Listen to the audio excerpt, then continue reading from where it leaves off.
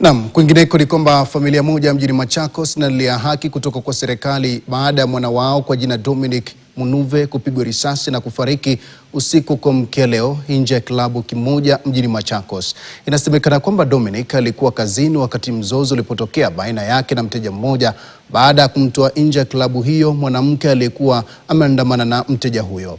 Wawili hawa wanasemekana kurushiana maneno kwa muda kabla ya jamaa huyo kutoa bastola na kumpiga risasi 3 na kumuua na kisha kujiwasilisha katika kituo cha polisi cha Machakos mjini ambako anaendelea kuzuiliwa. Familia ya Dominic sasa inawalaumu maafisa wa polisi mjini Machakos kwa kuchukua muda mrefu kutoa taarifa rasmi baada ya kisa hicho kuripotiwa. Kuna kijana yetu ambaye aliuawa jana kwamba moja hapa Machakos. Na tulipofika hapo tukakuta mwenye mbaa amekuja ameandikisha statement hapa kwa OB.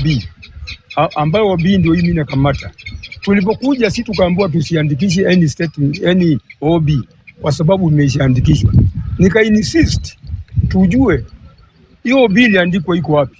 Ndio tukaandikiwa hiyo OB tukapatiwa.